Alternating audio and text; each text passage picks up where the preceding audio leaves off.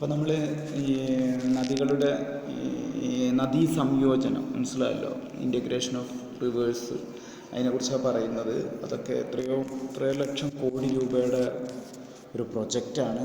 അത് 99 കാലഘട്ടത്തിലാണ് തോന്നുന്നു നമ്മുടെ വാജ്പേയി സർക്കാർ അധികാരത്തിൽ കയറിയ സമയത്ത് അവരുടെ വലിയൊരു പ്രൊജക്റ്റായിരുന്നു അത്. പക്ഷേ അതിൻ്റെ ഒരു സാങ്കേതിക തടസ്സങ്ങളുണ്ട്. ഒന്നാമത് അതിൻ്റെ പേപ്പർ വർക്കിന് തന്നെ കോടിക്കണക്കിന് രൂപ വേണം. ഇനി ഇങ്ങനെ നദികളെ തമ്മിൽ സംയോജിപ്പിച്ച് കഴിഞ്ഞാൽ അത് വലിയ ബുദ്ധിമുട്ടായി മാറുമെന്നൊക്കെ അതും ഒരു പ്രശ്നമാണ്. അപ്പോൾ നിങ്ങൾക്കറിയാം, നമ്മുടെ നാട്ടിൽ ഈ മൺസൂൺ മഴ കൂടുമ്പിരി കൊള്ളുന്ന സമയത്ത് ഒരുപാട് ജലം വേസ്റ്റായി പോവുകയാണ്. ആ സമയത്ത് തന്നെ വേറെ സ്ഥലത്ത് വെള്ളം ഇല്ലാത്ത അവസ്ഥ. അപ്പോൾ നദികളുടെ ഒരു സംയോജനം എന്ന് പറയുന്നത് ഒരു പ്രോജക്റ്റ് കാലങ്ങളായിട്ട് ഭാരത സർക്കാർ മനസ്സിലുള്ള ഒരു കാര്യമാണ്. അതൊക്കെ ലെവലായി വന്നു കഴിഞ്ഞാൽ നമ്മുടെ അഗ്രികൾച്ചർ പ്രൊഡക്ഷൻ ഒന്നുകൂടി വർദ്ധിക്കുമെന്നാണ് തോന്നുന്നത്. കാരണം വെള്ളത്തിൻ്റെ അഭാവം വലിയൊരു പ്രശ്നമാണ്. അപ്പോൾ ഇതാണ് അഗ്രികൾച്ചർ മേഖലയുമായിട്ട് ബന്ധപ്പെടുത്തി പറയാനുള്ളത്. ഇനി നമുക്ക് ഇന്ത്യയുടെ construction and real estate sector ranks 3rd among 14 major sectors of the direct and indirect sectors of economy. അല്ലേ, ഇന്ത്യയുടെ കൺസ്ട്രക്ഷൻ മേഖല പറഞ്ഞാൽ 3rd ആണ്. അപ്പോൾ ഈ കൺസ്ട്രക്ഷൻ മേഖല എന്നൊക്കെ പറയുമ്പോൾ നിങ്ങൾ ശ്രദ്ധിക്കണം, വീടുകൾ അല്ലെങ്കിൽ റിയൽ എസ്റ്റേറ്റ് അങ്ങനെയുള്ള കാര്യങ്ങളൊക്കെ ഉണ്ട്. മറ്റേ മൾട്ടി സ്റ്റോറിഡ് ബിൽഡിങ്, ഇതെല്ലാം നമ്മുടെ ഇപ്പോൾ കേരള എക്കോണമി എടുത്ത് നോക്കുകയാണെങ്കിൽ ഞാൻ വായിച്ചിട്ടുണ്ട്, കേരളം സത്യം പറഞ്ഞാൽ സ്വിറ്റ്സർലാൻഡ് പറഞ്ഞൊരു യൂറോപ്യൻ രാജ്യമുണ്ട്, അതിന് സമാനമാണ് കേരളം എന്ന് പറയുന്നത്. കാരണം ഇവിടെ അധികവും ഈ അങ്ങനെ വീടുകളെല്ലാം നല്ല ഒരു മനോഹരമായിട്ടുള്ള വീടുകളാണ് കേരളത്തിൽ.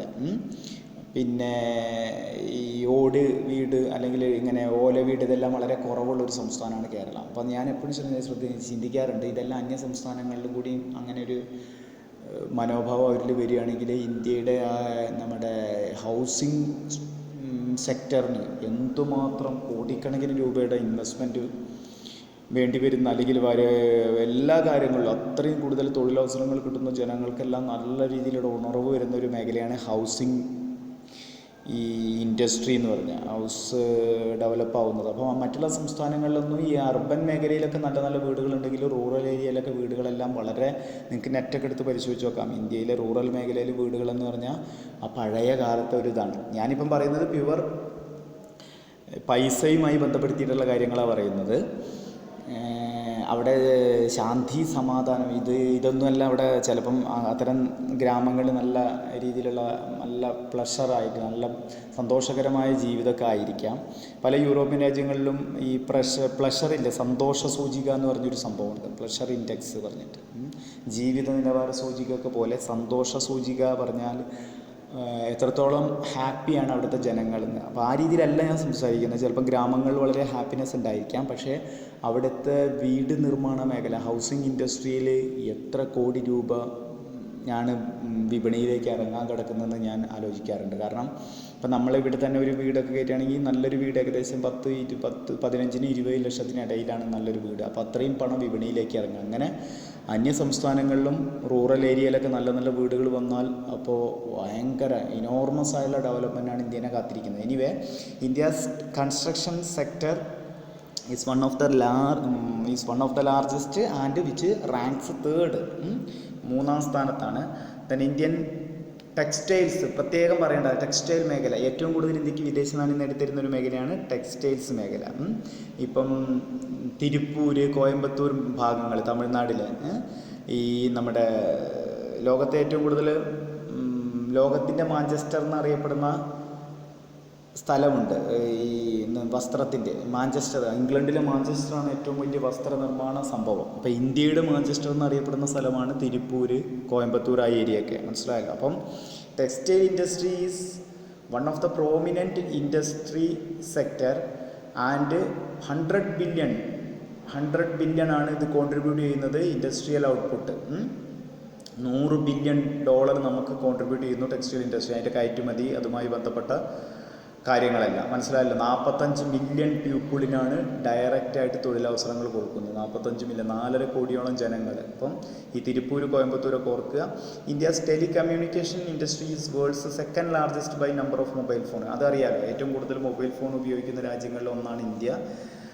സെക്കൻഡാണ്. ഒരുവിധ ആളുകളുടെ കയ്യിലെല്ലാം മൊബൈൽ ഫോണുകളുണ്ട്, smartphone and internet users, മനസ്സിലായല്ലോ. It is the world's 25th largest oil producer. ഈ കാര്യത്തിലാണ് ഇന്ത്യ ഒരു പിന്നോക്കം. ഓയിൽ പ്രൊഡ്യൂസ് ചെയ്യുന്നതിൽ ഇന്ത്യക്ക് 25ാം സ്ഥാനമാണ്. 25 പറഞ്ഞ് എത്രയോ പിന്നോക്കമായി. ബട്ട് 3rd ലാർജസ്റ്റ് ഓയിൽ കൺസ്യൂമറാണ്. നമ്മൾ കൺസ്യൂം ചെയ്യുന്നതിൽ നമ്മൾ 3ാം റാങ്കാണ്.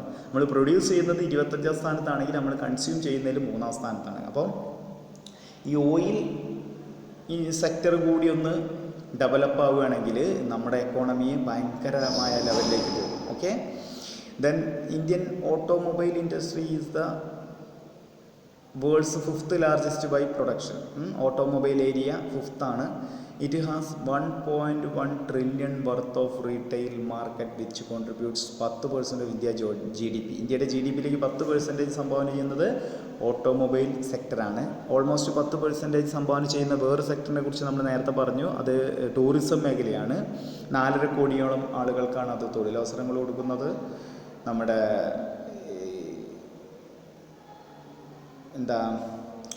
ടെക്സ്റ്റൈൽ മേഖലയും 4.5 കോടിയോളം ആളുകൾക്ക് തൊഴിലവസരങ്ങൾ കൊടുക്കുന്നുണ്ട്. അപ്പോൾ ഇന്ത്യയിലെ ഓട്ടോമൊബൈൽ ഇൻഡസ്ട്രിയുടെ ഒരു പ്രോമിനൻ്റ് ഓർക്കുക. As one of the world's largest growing e-commerce മാർക്കറ്റാണ്. ഇ-കൊമേഴ്സ് മാർക്കറ്റിൽ ഇന്ത്യ ഭയങ്കരമായിട്ടുള്ള ഒരു ഡെവലപ്പായിട്ടുള്ള രാജ്യമാണ്. നിങ്ങൾ ഈ ഫ്ലിപ്കാർട്ടൊക്കെ നോക്കുക. ഫ്ലിപ്കാർട്ടൊക്കെ ഇന്ത്യയുടെ ആണെന്ന് തോന്നുന്നത്. ഫ്ലിപ്കാർട്ട് ഇപ്പം എന്തോ ഒരു ബൻസൽ സഹോദരന്മാരുടെ ആയിരുന്നു, അവർ വിറ്റു എന്നൊക്കെ കേട്ടിരുന്നു. അപ്പോൾ ഫ്ലിപ്കാർട്ടൊക്കെ ഇന്ത്യയിൽ അത്രയും നല്ല രീതിയിൽ ഇ-കൊമേഴ്സ് മാർക്കറ്റ്, ഇപ്പം നമ്മുടെ റിലയൻസ് ഒക്കെ ആ രീതിയിലേക്ക് വന്നുകൊണ്ടിരിക്കുന്നുണ്ട്. അപ്പം അഗ്രികൾച്ചർ മേഖലയിലൊക്കെ വലിയ ഡെവലപ്മെൻറ്റാണ് വരാൻ പോകുന്നത്. E-commerce. India has the world's 4th largest natural റിസോഴ്സിൽ 4ാം സ്ഥാനത്താണ് ഇന്ത്യ. ഈ ഭൂമിക്കടിയിലുള്ള resource mining sector contribute 11% of country's industrial GDP അല്ലേ. 11% മൈനിങ് സെക്ടറാണ്. ഈ മൈനിങ് മേഖലയാണ് ഏറ്റവും കൂടുതൽ വിമർശനാത്മകമായ മേഖല. കാരണം ഏറ്റവും കൂടുതൽ ചെറിയ കുട്ടികൾ ബാലവേല ചെയ്യിക്കുന്ന ഒരു മേഖലയാണ് മൈനിങ് എന്ന് പറഞ്ഞാൽ. അതുപോലെ കാട്ടിലെ ആളുകളെല്ലാം ആട്ടിപ്പായിച്ചിട്ട് അതെല്ലാം പിടിച്ചടക്കുക, അവരുടെ ജീവിതം, അങ്ങനെയൊക്കെയുള്ള പ്രശ്നങ്ങളൊക്കെ ഉണ്ട്. Anyway mining sector contribute 11% of the countries GDP. It also world 2nd largest call producer. ഇന്ത്യയാണ് ഏറ്റവും കൂടുതൽ കൽക്കരി ഉണ്ടാക്കുന്ന 2ാമത്തെ രാജ്യം. 2nd ലാർജസ്റ്റ് സിമെൻറ്റ് പ്രൊഡ്യൂസർ അല്ലേ, ഏറ്റവും കൂടുതൽ സിമെൻറ്റ് ഉണ്ടാക്കുന്ന രാജ്യങ്ങളിൽ 2ാം സ്ഥാനം. And 2nd largest steel producer and 3rd largest അല്ലേ. ഇലക്ട്രിസിറ്റിയിൽ 3ാം സ്ഥാനം, സ്റ്റീൽ പ്രൊഡ്യൂസർ. അപ്പം Indian economy is one of the prominent economy in the world അല്ലേ. എല്ലാ മേഖലയും സൂപ്പറാണ്. ഈ ഓയിൽ മേഖല മാത്രമാണ്, ഓയിൽ പ്രൊഡക്ഷൻ മാത്രമാണ് ഇന്ത്യയുടെ ഒരു അത്രയുമായിട്ട് ശ്രദ്ധിക്കപ്പെടാതെ പോകുന്ന ഒരു മേഖല. ഓക്കെ, ഇനി നമ്മുടെ ഇന്ത്യയിലെ പോപ്പുലേഷൻ, അത് പ്രത്യേകിച്ച് അറിയാലോ, ഒരു എക്കോണമി പറയുമ്പോൾ പോപ്പുലേഷൻ വളരെയധികം പ്രധാനമുണ്ട്. അപ്പോൾ ഇന്ത്യ 2027 ആകുമ്പോഴേക്കും ചൈനയെ ഈ കാര്യത്തിൽ വെട്ടിക്കുന്നാണ് പറയുന്നത്. According to recent United Nation projection, India will surpass China as a world's most populous country by 2027. 2027 ആകുമ്പോഴേക്കും ഇന്ത്യ അത്ര മുന്നിലാവുക.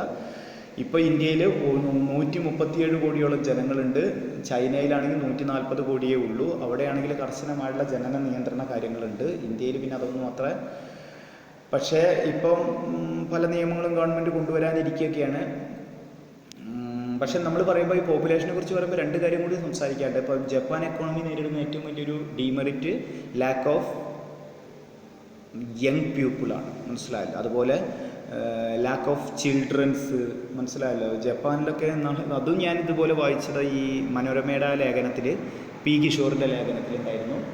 ജപ്പാൻ നമ്മളെ വിളിക്കുകയാണ്. നല്ല വിവരവും വിദ്യാഭ്യാസവും ഉള്ള ആളുകൾക്കൊക്കെ ജപ്പാനിൽ ഒരുപാട് തൊഴിലവസരങ്ങളാണ്. അവരുടെ നാട്ടിൽ യങ് ജനറേഷൻ കുറവായ കാരണം അവർ വിദേശ ആളുകളെ ഇങ്ങനെ അവരുടെ രാജ്യത്തേക്ക് വിളിക്കുകയാണ്, മനസ്സിലായല്ലോ. എല്ലാവിധ സൗകര്യങ്ങളും ചെയ്തു തരാൻ പറഞ്ഞിട്ട്. അപ്പം ഈ പോപ്പുലേഷനെ പറയുമ്പോൾ 2 കാര്യവും പറയണം. ചില രാജ്യങ്ങളിൽ തീരെ പോപ്പുലേഷന് വരുന്നില്ല, കുട്ടികൾ ജനിക്കുന്നില്ല, മനസ്സിലായല്ലോ. ചില രാജ്യങ്ങളിലാണ് ഈ കുട്ടികൾ എപ്പോഴും ജനിച്ചുകൊണ്ടേയിരിക്കുന്നത്. അപ്പം anyway India's population second in the world which volume of 1.37 billion people. Okay. Prime Minister Narendra Modi may have had those facts in mind earlier this year when he called on Indians to have small families. അല്ലേ? അപ്പം നമ്മുടെ Indian population 2050 ആകുമ്പോഴേക്കും 23 million 23 കോടിയും ജനങ്ങൾ വരുന്നു പറയും. 2050 ആകുമ്പോഴേക്കും ഇന്ത്യയിൽ 23 കോടി. അപ്പം 150 ചില്ലാനും കോടി ജനങ്ങളാവും. അപ്പോൾ അതുകൊണ്ട് തന്നെ ഈ കുട്ടികൾ കൂടുതൽ ജനിക്കുന്തോറും നമ്മുടെ എക്കോണമി അത്ര ഡെവലപ്പ് അല്ലാത്ത കാരണം പാവപ്പെട്ട ജനങ്ങളുടെ എണ്ണം കൂടും. അപ്പം മോദി പറയുന്നു സ്മോൾ ഫാമിലിയാണ് ഇമ്പോർട്ടൻസ് കൊടുക്കേണ്ടത് കേട്ടോ. അപ്പോൾ അതാണ് പോപ്പുലേഷൻ. കാര്യങ്ങൾ മനസ്സിലാവുന്നുണ്ട് കരുതുന്നു. ഇനി നമുക്കടുത്തത് നോക്കാനുള്ളത് ഇവിടുത്തെ എംപ്ലോയ്മെൻറ്റാണ്. Agricultural sector had the largest share of employed individuals. അതറിയാലോ, ഏറ്റവും കൂടുതൽ തൊഴിൽ കൊടുക്കുന്നത് അഗ്രികൾച്ചറൽ മേഖലയാണ്. അതുപോലെ ഫാക്ടറികളിൽ 11 മില്യൺ എന്ന് വെച്ചാൽ 11 കോടിയോളം ജനങ്ങൾ 11 മില്യൺ എന്ന് പറയുമ്പോൾ 1 മില്യൺ 10 ലക്ഷം 110 ലക്ഷം ഒരു 11 million workers employed in factory എന്ന് പറഞ്ഞാൽ 1 കോടിയിൽ ചില്ലാനാണെന്ന് തോന്നുന്നു. നോക്കണം. The majority of the working population in the country belonged to the informal unorganized sector that had the lowest income jobs. മനസ്സിലായല്ലോ, അൺഓർഗനൈസ്ഡ് മേഖലയിലാണ് മെജോറിറ്റി ആളുകൾ പണിയെടുക്കുന്നത്. ഏറ്റവും കുറഞ്ഞ ശമ്പളം, ഏറ്റവും കുറഞ്ഞ ഇൻകമാണ് ഇവർക്കുള്ളത്. India has millions of migrant workers who move seasonally for prospective. ഏറ്റവും കൂടുതൽ മൈഗ്രൻ്റ് വർക്കറുള്ള രാജ്യമാണ് ഇന്ത്യ. മനസ്സിലായല്ലോ, കേരളം തന്നെ ഒരുപാട് മൈഗ്രൻ്റ് ലേബേഴ്സ് ഉണ്ട് ഇവിടെ. ബംഗാളികളും ആസാമീസും തമിഴന്മാരും എല്ലാവരും ഉണ്ട്. അതുപോലെ ഈ സീസണൽ ജോബിന് വേണ്ടിയിട്ട് അങ്ങോട്ടും ഇങ്ങോട്ടും ഇവരിങ്ങനെ ഓടിക്കളിക്കുന്ന ഒരവസ്ഥയാണ്. With no restriction on internal migration within the country, supported by the vast road and rail infrastructure, many workers commute across districts for employ. ഏറ്റവും കൂടുതൽ റോഡ് ഗതാഗതമുള്ള കാരണം തന്നെ നമ്മുടെ ആളുകൾക്ക് അങ്ങോട്ടും ഇങ്ങോട്ടൊക്കെ പോകാൻ പറ്റുന്ന ഒരു കാര്യമാണ്. അപ്പോൾ എംപ്ലോയ്മെൻറ്റ് വരെ പറഞ്ഞ് ഞാൻ നിർത്തുകയാണ്. ഇനി ബാക്കിയുള്ളത് അടുത്ത വീഡിയോയിൽ പറയാം. ഓക്കെ.